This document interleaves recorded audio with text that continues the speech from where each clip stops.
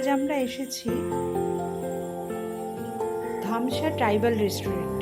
যেমন শুনেছিলাম সত্যিই তাই, অসাধারণ পরিবেশ, খাবারের স্বাদও বেশ ভালো এবং খুবই যুক্তিসঙ্গত। এটি আপনাকে গ্রামের সংস্কৃতির অভিজ্ঞতা দেবে।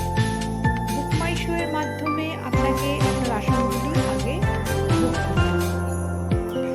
এটি কলকাতার ইকো পার্কের একটি বিশেষ আকর্ষণ।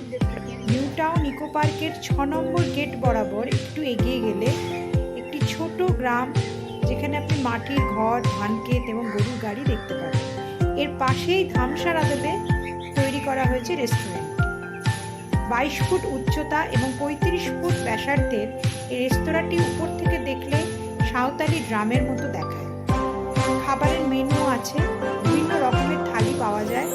বরিশাল থালি, অরগ্রাম থালি, ধামসা মহাভোজ।